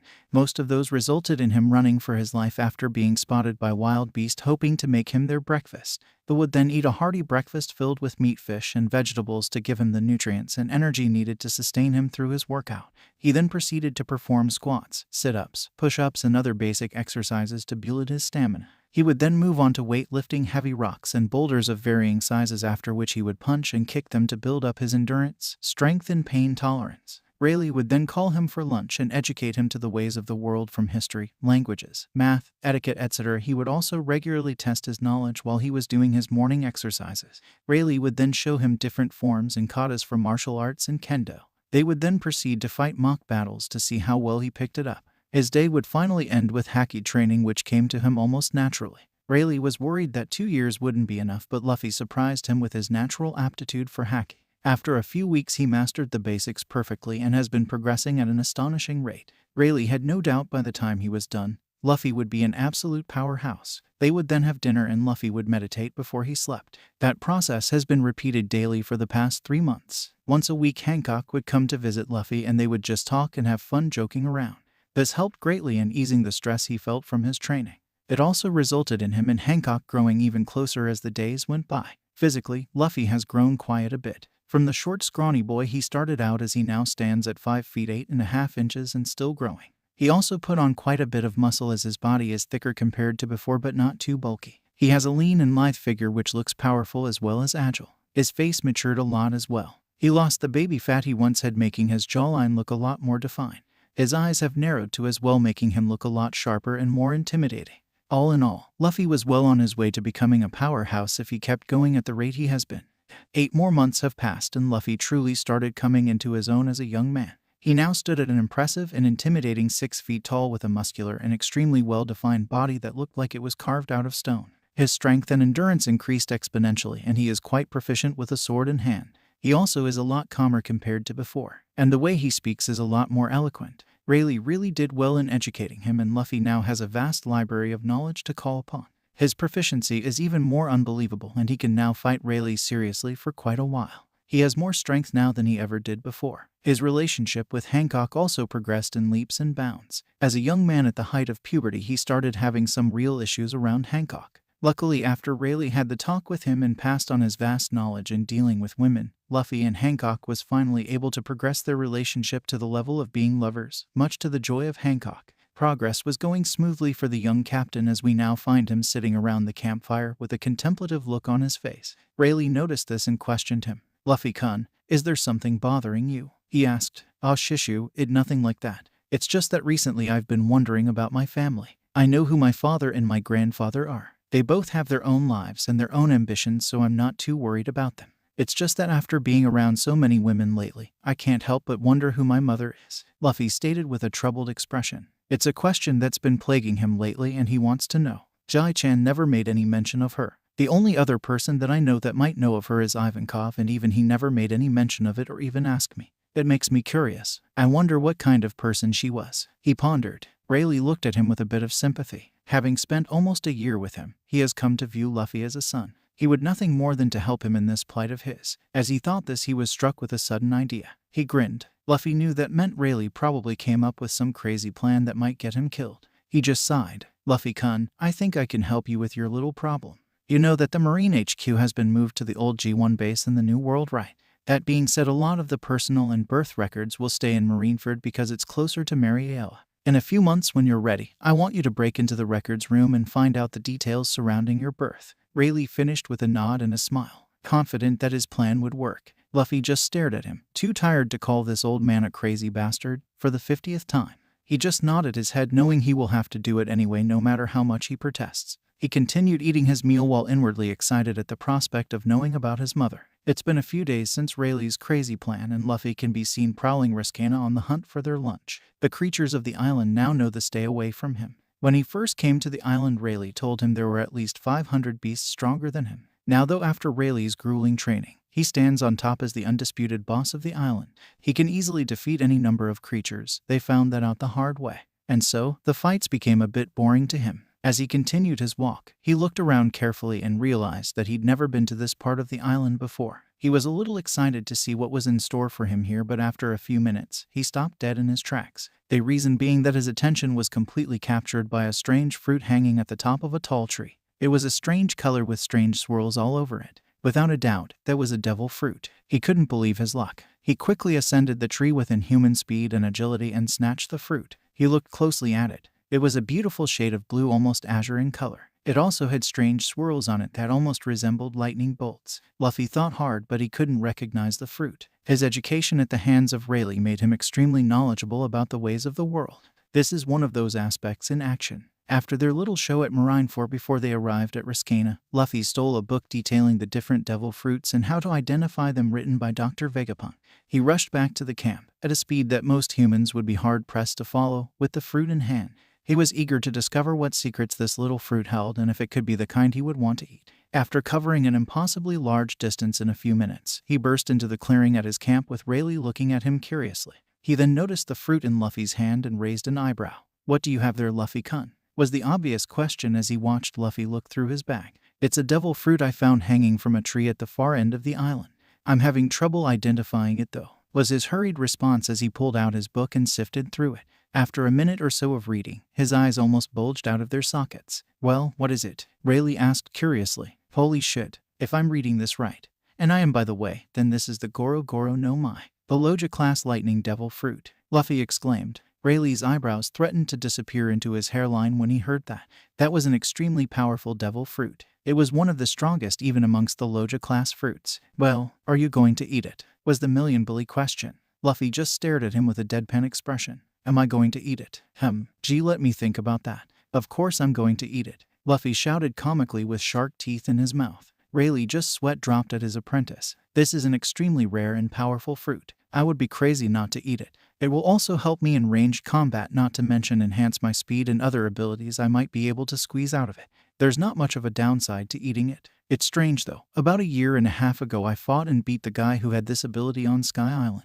How did it end up here? Luffy pondered. If I had to guess, I would say that he attempted to leave Sky Island but ended up here on Ruskana. You can't really plot a course when you're falling from the sky. He probably ended up stuck on this island and starved to death. The animals probably devoured his corpse shortly afterward. Rayleigh nonchalantly explained as he took a bit of his meat. That was really morbid. Anyway, rest in peace, Enel. Your fruit will be put to good use. Itadakamasu, Luffy said as he started to eat the strange fruit. After it was completely devoured, he sat still for a moment. Suddenly his body started spasming and he fainted. Rayleigh was at his side immediately, checking him over. When he discovered nothing was wrong, he just sat back and waited for Luffy to wake up. He only had to wait a few minutes for Luffy to start stirring. With a groan, he picked himself up off the floor and sat on a rock near Rayleigh. Well, how do you feel? Asked Rayleigh. Luffy opened his eyes and looked at Rayleigh. Once he did, Rayleigh raised an eyebrow at this new development and Luffy spoke. Aside from feeling a little dizzy, I feel fine.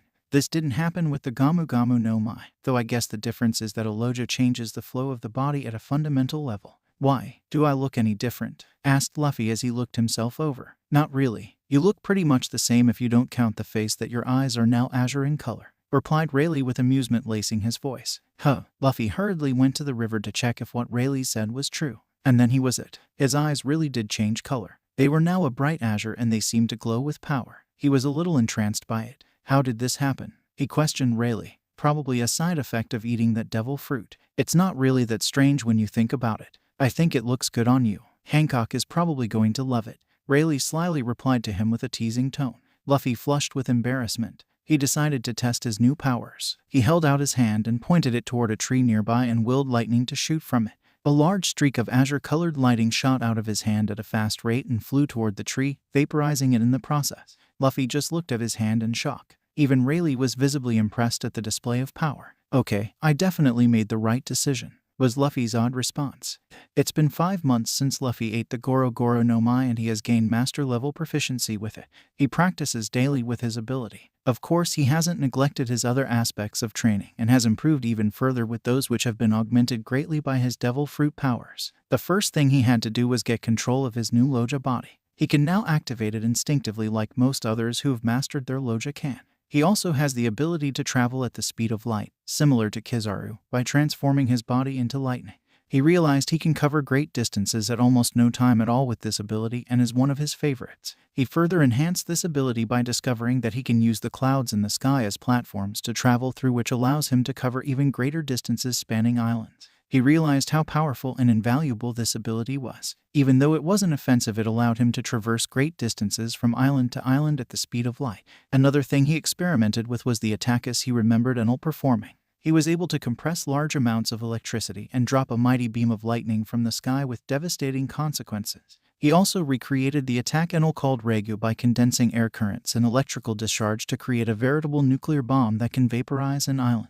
He figured out quickly that similar to how Whitebeard's Goro Goro no Mai controlled the land and to a certain extent the ocean, his Goro Goro no Mai granted him full control of the sky. He could call on thunderclouds and storms and make them appear at will. He could make it rain lightning on a whim if he felt like it. It truly was a fearsome power that propelled Luffy up the list of the most dangerous people in the world. His favorite ability, however, is a lot more subtle but just as scary. His mastery of Heishoku no Haki combined with the finesse of his lightning control allowed him to discover the ability to affect the nervous system of others, with Heishoku no Haki being the ability to control your opponent by overpowering their wills, and the body of humans and most other creatures functioning by sending electric signals to different parts of the body from the brain via the nervous system. Luffy combined his Haki to overpower the will of his opponent and input new commands directly into their brains by using his Goro Goro no Mai to send electric signals. It was a truly frightening ability that took controlling your opponents to a new level. He wasn't able to use it on large groups, though only a single person at a time. The control on concentrated needed is too much to use it in a widespread manner. Rayleigh had seen a lot of things in his day, but never anything as intricate and ingenious as Luffy's use of his devil fruit. His ability to affect the nervous system gave him another idea which he tried out. Rayleigh taught him much about biology, and he studied even further about the brain to exploit his new ability as best he can. He read that the most a human uses their brain is 10%. So using his ability, he attempted to send signals directly to his brain to activate it further. He then redirected those signals in his nervous system and commanded them to regenerate and heal the body at a higher level. This resulted in his body working at optimum capacity, far more than it normally would without prompt, to heal in injuries or blemishes. The results of this was the scar below his eye regenerating its skin and the large XSH-PED scar on his chest that he got from Akenu healing completely. It left his skin totally unblemished. He realized the number of people he could help with this, starting with a certain group of sisters. His appearance also changed a bit. He now stood at an impressive 6 feet 2 inches. His body looked to be in peak physical condition. It was muscular while being lean and toned. He also let his hair grow out and it now reached his lower back. It was tied at the end with a ribbon given to him by Hancock. His hair was straight and silky thanks to the treatment from the Kuja tribe who loved playing with his hair. It was parted in the middle and framed the sides of his face with a single thin brain at the front of the right side of his head that ended at his neck with 2 azure beads at the end. He also had an azure lightning bolt earring on either ear. He also sported a large number of tattoos along his left arm, in the manner of a sleeve, and continuing to the left side of his chest courtesy of the Kuja tribe. The tattoos ranged from different pictures containing references to his friends and family he came across on his journey. The main attraction, so to speak, was the large snake that seemed to wrap itself around his arm with its head lying on his shoulder. Hancock called it a basilisk, a snake with the ability to turn those who looks into its eyes to stone. It was her favorite tattoo. Another one that stood out was the somewhat demonic creature that took up most of the space on his chest, who was holding the Ace of Spades playing card right above his heart, a reference to him being the demon and the card representing his brother. His clothes also changed a great deal to fit his new image. He now wore black leather pants with azure flames decorating the end of it reaching below his knee. He also had an azure sash around his waist with black leather gloves on his hand. Completing the ensemble was a black, high-collar leather trench coat that flared out at the bottom. It was buttoned at the waist, leaving the middle portion of his upper torso exposed and allowing the coat to flare out even more. All in all, Luffy now looked like a completely different man. He looked sharper, stronger, suave, intimidating, not to mention incredibly dashing. Needless to say, Hancock and the rest of the Kuja warriors were immensely pleased at his new look, while Rayleigh just laughed at him for being used as their dress-up doll. Currently, we find the ship of the Kuja pirates docked at the coast of Ruskana. Inside the ship, in the private quarters of the captain, we find 4 occupants, the Boa sisters along with Luffy. He stands before them with a serious look on his face. They were a little nervous being exposed to his intense stare, while Hancock just reveled in it. She enjoyed it immensely when Luffy stared at her with such passion, if her furiously blushing cheeks and her thighs together suspiciously were any indication. He asked to meet them privately because he had something important to tell them. "Hancock, you know that I love you very much and that I would do anything for you, right?" Luffy asked with the utmost sincerity. That got Hancock's attention as she snapped out of her delusions and stared at her lover as he proclaimed his love for her. It was like a dream come true for her as she nodded happily with a beautiful smile on her face. "And you know that I would never do anything to purposely hurt any of you in any way. That's why I'm asking you to trust me, please. And don't question what I'm about to do until I'm done." Luffy asked. He stared into the eyes of Hancock with all the love he could muster. Hancock didn't even need a second to think about it. "Of course I trust you, Luffy. Just tell me what you need me to do," she replied without hesitation. Luffy smiled happily at her trust in him. "I need you to kneel here in front of me while facing your sisters. What I'm about to do might hurt, so I want you to prepare yourself, and I want Sonya and Mary to not move till it's over," he stated, causing the 2 mentioned sisters to protest. Hancock just silenced them with a stare. "I trust you, Luffy. Do what you need to do," she stated as she knelt before him while facing Sonya and Mary, who nervously looked on. Luffy placed his hand on top of her head and closed his eyes in concentration. The next thing Hancock felt was excruciating pain running through her body. It felt as though she was on fire. Sonya and Mary saw the pain she was in and wanted to step in but couldn't because of the warning. They decided to put their trust in Luffy and nervously looked on. After a few agonizing minutes for Hancock, the pain disappeared. She took a few seconds to regain her breath. "How are you feeling?" Luffy softly asked. "I'm doing fine. But I don't understand what you did," stated Hancock. Luffy just smiled and told her to look at the mirror he placed at the foot of the bed she was facing. She could clearly see her reflection but didn't understand what she was looking for. He then went to the side of the room and grabbed the full body mirror and placed it behind Hancock. The reaction was instantaneous. Her body visibly shook as tears streamed down her eyes. Her sisters weren't faring any better when they realized what he did. On her back, where the brand of the Tenryubito should be, was nothing but unblemished pearly white skin.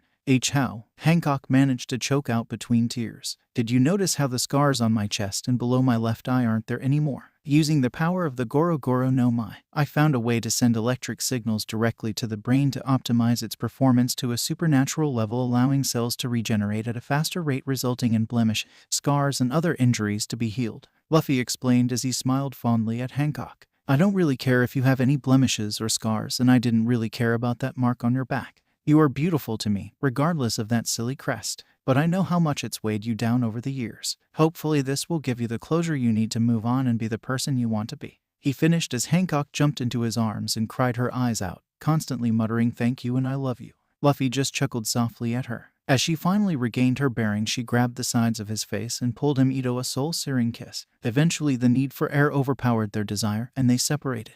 Luffy placed his forehead against hers as she ran her fingers through his hair. As much as I would love to continue this, we have 2 others here who need to be healed as well, said Luffy as he looked to the bed and spotted Sonya and Mary blushing up a storm as they looked at the 2 lovers. The 2 just laughed at the embarrassed girls as Luffy proceeded to do the same to them, completely erasing the brand of the celestial dragon.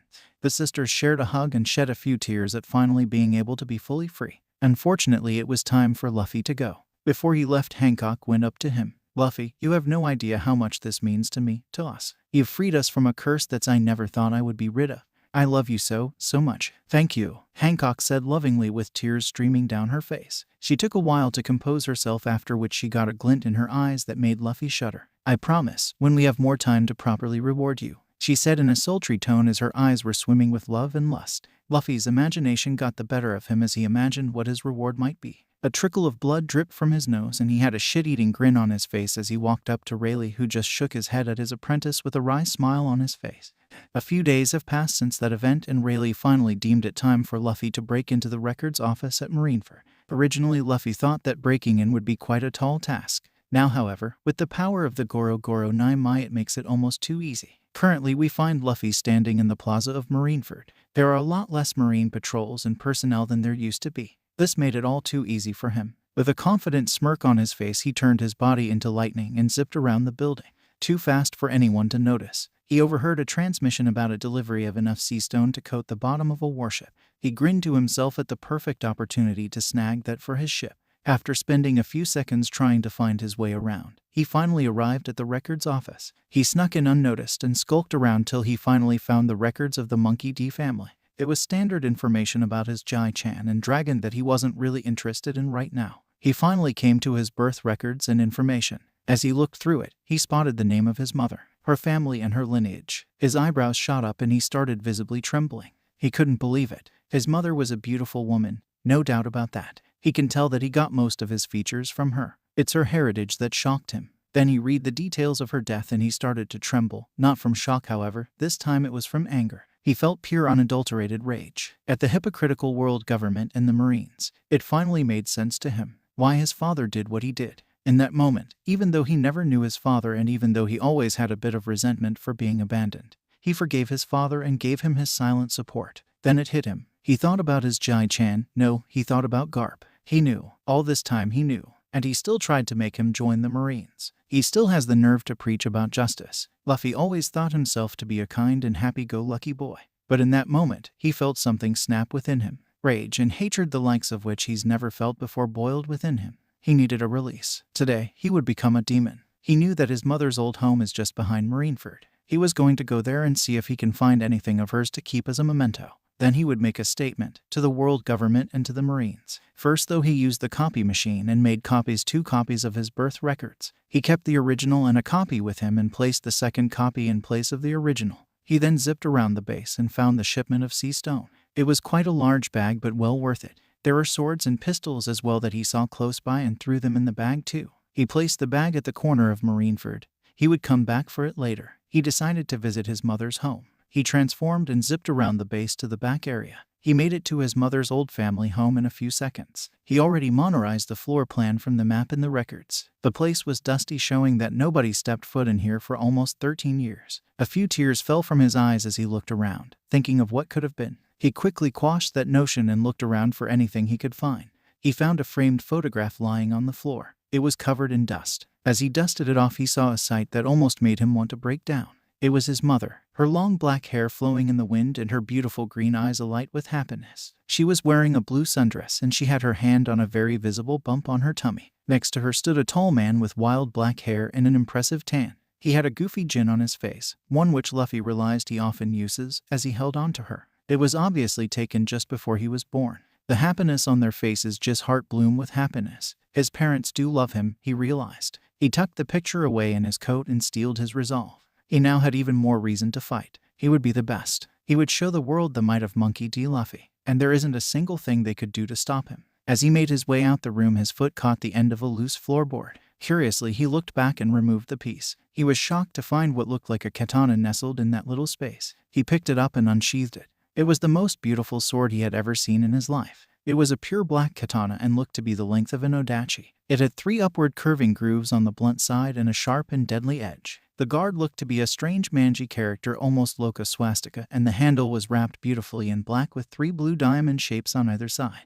To finish it off, a short black chain was attached to the pommel. And, for those trying to picture it, think of Ichigo's Bankai during the Full Ring arc. It's basically the same sword. It was the most badass katana ever, so I decided to use the design. I also took another name from Bleach to name the sword, but it's just an ordinary sword. It doesn't have any special abilities or anything. Nigetsu, Luffy whispered. He recognized the sword immediately. Rayleigh did make him study all the famous sword in the world, and he identified this one with ease. Nigetsu, one of the 12 supreme grade swords in the entire world. It's on the same level as Dracula Mihawk's Kokudo Yoru. Luffy wondered why it was here, hidden in his mother's room. The only explanation was that it was hers or maybe a family heirloom. He looked at the blade closely and noticed at the bottom end of the blade, just above the guard, was a carving of a half moon covered by a cloud, the crest of his mother's family. So it indeed is a family heirloom. By rights, as the last of his family, the blade belongs to him. He smiled to himself. Nigetsu, moonless sky. A moonless sky is nothing but darkness though.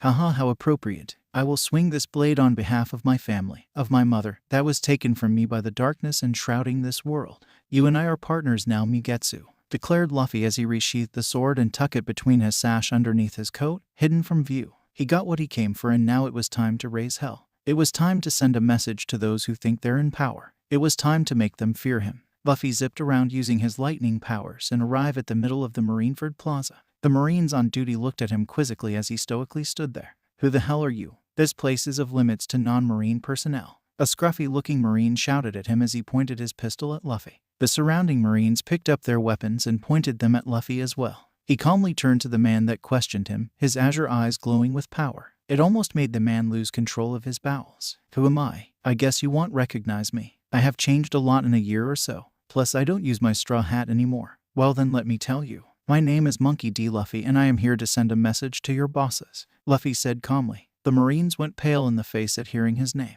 The infamous Monkey D. Luffy with a 4 million bully bounty. They immediately started firing their pistols and were shocked to see their bullets just phase through him. He's a Logia, they all thought. Do you like my new power? I really did die after the war, you see. I was dead for 13 minutes. I lost my rubber ability and later gained something even better. Wouldn't you agree? He asked rhetorically as he pointed his finger at the man who spoke to him and shot out an arc of azure lightning, electrocuting him on the spot. He motioned his index and thumb in the shape of a gun on both hands and started firing lightning at the surrounding Marines. After a few seconds they were all down, but by that time the alarm started blaring, signaling an intruder in the base. Luffy used Kenbenshoku Haki to estimate the strength of his opponents and was disappointed to find that they were all pretty weak. The strongest of them was relatively okay. Luffy guessed that he was probably a vice admiral. He continued shooting out dense beams of lightning into the surroundings, taking out Marines and blowing up buildings at the same time.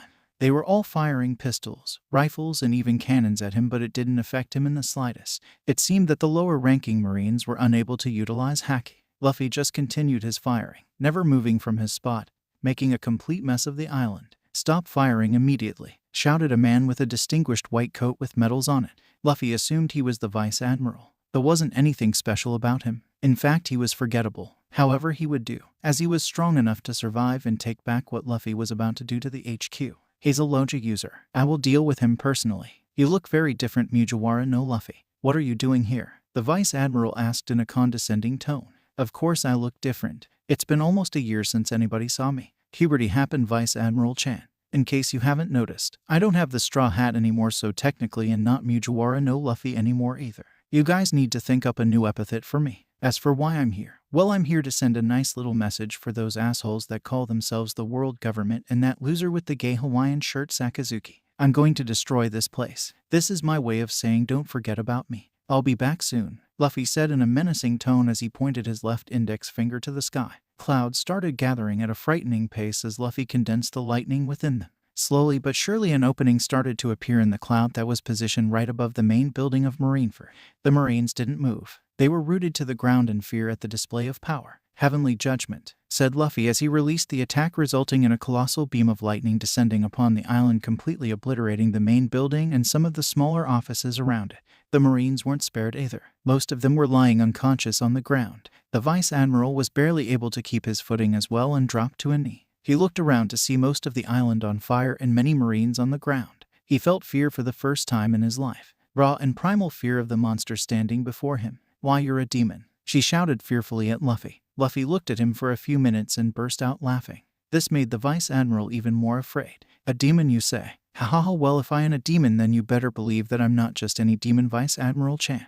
I'm the king of demons, said Luffy with a menacing tone and a terrifying grin on his face. That was the last sight that the Vice Admiral saw, which will give him nightmares for years to come, before knocked him out with a burst of Heishoku Haki. He took one last look at the burning island before grabbing his large bag of sea stone and weapons before turning into lightning and leaving. The next morning we find Rayleigh reading the newspaper on Ruskana. Luffy didn't return last night after the raid and he was getting a little worried. As he read the paper, his eyes bulged out of his sockets at the news of what Luffy did to Marineford. He was a little worried about his apprentice. He knew him well enough to know that he won't just do something like this on a whim. Something must have pissed him off. As he pondered this, he felt a familiar power approaching the island. In a burst of lightning, Luffy appeared, not too far from Rayleigh. Welcome back, Luffy-kun. I can tell that you had a lot of fun yesterday. It's all over the newspaper about how you blew up Marineford. Mind telling me why? Asked Rayleigh. He carefully watched as Luffy reached into his coat and pulled out a folder and handed it to him. Rayleigh took the folder and carefully read its contents. His eyebrows gradually rose till they were reaching his hairline at this unbelievable twist. He closed the folder and let out a breath. I see now. This probably made you pretty angry. Am I right? He asked Luffy, who just nodded. I've never felt so much rage in my life. They're just a bunch of hypocrites, especially Garp. But I'm not going to go looking for revenge or anything like that, so don't bother with that lecture you're about to give me.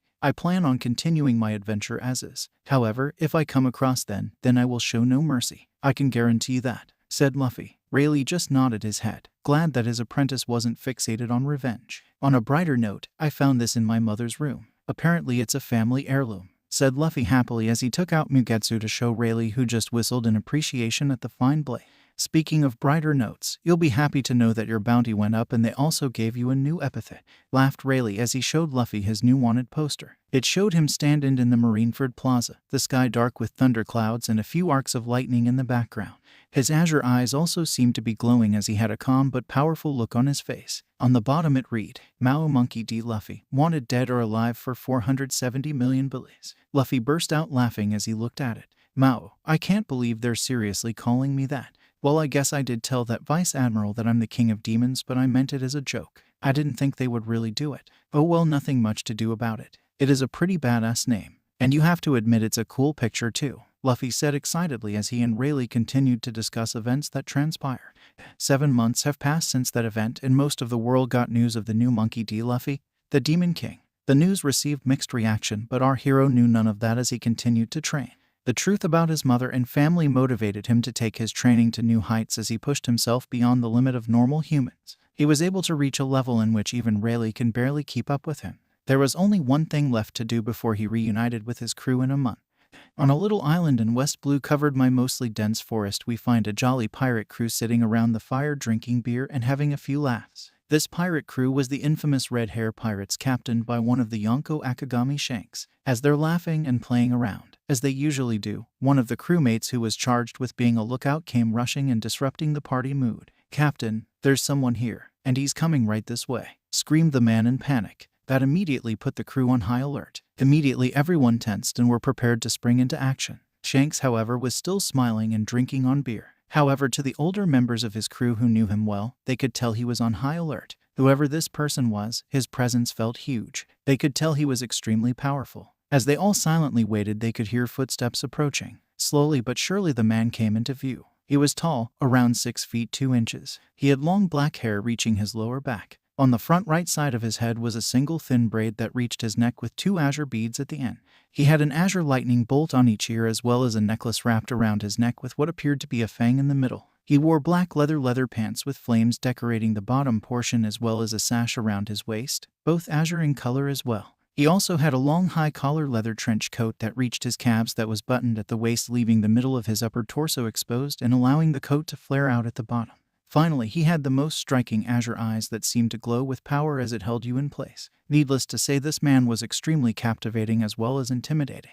But to Shanks and his crew who had seen his poster, they couldn't help but grin at the man. "Luffy," Shanks shouted happily with a wide grin on his face, happy to see his young friend again after so many years. "Yo Shanks, let me start off by saying that after almost 10 years you still look like shit," said Luffy slyly as Shanks' face vaulted. The whole crew including Luffy burst out laughing. Shanks grumbled about kids having no respect at first but joined in the fun afterwards. Luffy joined them for a drink. "I must say, Luffy, you look really different," Shanks pointed out curiously. "Puberty," was Luffy's deadpan single-word response that caused Shanks to sweat drop. "It's good to see you again, Luffy, but I have to ask, what are you doing here?" asked Shanks as Luffy looked at him seriously. "I'm here to fulfill my promise and to return a few things to you," stated Luffy seriously as he pulled out the straw hat and a small chest. Shanks smiled at Luffy, realizing how much the young boy he used to tease has grown up. He has become a fine young man. "Almost 10 years ago you put that hat on my head with the promise that we'll meet again. When I became the man who you saw me to be, I would return that hat. A lot has happened in that time. I've been through happy times, I've faced sorry, heartbreak and even death.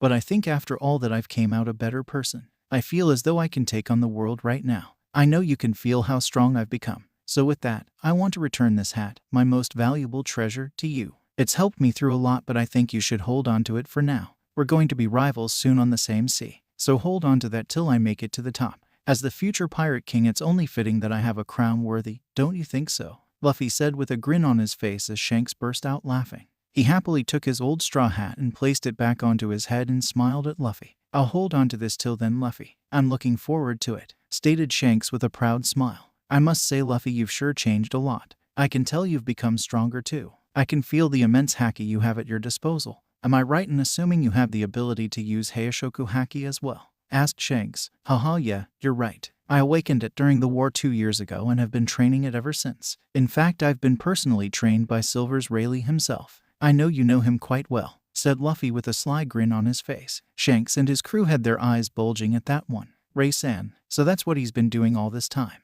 Haha, no wonder you got strong so quickly. That guy's is a slave driver," laughed Shanks. He then noticed the chest in Luffy's hand. "Luffy, what's up with that chest?" he asked. "I did tell you I was returning a few things, didn't I?" said Luffy mischievously as he opened the chest and showed him the contents. "If I'm not mistaken, I owe you a Gamu Gamu no Mai," he said with a sly grin as he watched Shanks' shocked face. "How?" was Shanks' question. Luffy told him the story of him dying and how Rayleigh kept the fruit for him. Shanks was flabbergasted. Only with Luffy will such crazy things happen. "I have one more thing that I need to return to you, Shanks," said Luffy in a tone that meant all business. "I want you to trust me. What I'm about to do is going to hurt a lot, but in the end you'll be better than you are now. So I'm going to ask you to trust me." "Can you?" asked Luffy seriously. "Of course I trust you, Luffy," Shanks replied without hesitation. Luffy stood up and went behind him. He placed his hand on Shanks' head and channeled his ability. Suddenly Shanks started spasming. The crew wanted to rush in and stop Luffy, but Ben Beckman just sent them a glare, freezing them in place. He had faith in Luffy and wanted to see how this turned out. After a few minutes, Luffy took his hand off Shanks' head and started breathing heavily. Shanks was much the same, but he had a look of shock plastered across his face that confused his crew. How did you do that?" Shanks asked in awe as he moved his coat off his left side, revealing his left arm in perfect condition. The same arm he sacrificed to save Luffy all those years ago. The crew was absolutely shocked at what they were seeing. What just happened should be impossible, but their eyes couldn't deny what just happened. Luffy grinned and told them about his new devil fruit power and explained the ability he just used. They were even more shocked at such a crazy and ingenious way of using a devil fruit. "Thank you, Luffy," Shanks said sincerely. "Don't sweat it. I've always felt a little guilty about that arm, and this is my way to make up for it, even though I know you never held it against me," said Luffy with a smile. Ironically though, that Gamu Gamu no Mai that I gave you is the natural weakness of my devil fruit, Luffy said while laughing. Shanks and his crew laughed along with him and invited him to celebrate with them. While sitting around the campfire drinking, Luffy turned to Yasopp. Hey Yasopp, I don't know if you know this, but your son is part of my crew. He's quite the crack shot too. Anything you want me to give him, like a message or something? Asked Luffy. Yasopp disappeared for a while and returned with a medium-sized briefcase for Usopp. The night was spent partying away. Another month has passed and the time has finally come for Luffy to leave to Sabaody. It was time to reunite with his crew and set sail. He already said goodbye to the Kyujo warriors and Hancock with the promise to visit them often. With his ability, he can go to Amazon Lily whenever he wanted. Rayleigh left a few days ago for Sabaody in case any of the crew get there early. Luffy asked him to gather the crew and keep them at Shaki's bar. They had a lot to discuss and a lot of remodeling to be done before they set sail. Luffy was a new man now. He felt stronger, more confident, and knew nothing will stand in the way of him and his crew anymore. He gave a silent prayer to Ace and his mother before transforming his body and moving towards Sabaody. The world had better be prepared for the new Monkey D. Luffy. Whether they liked it or not, he was on his way and will make a colossal impact on the events to come. Okay, sadly the chapter is over. And if you enjoyed the video, just leave a like and subscribe with post notification, so when the next chapter is ready, you will be notified. Okay, see you in the next video. Bye.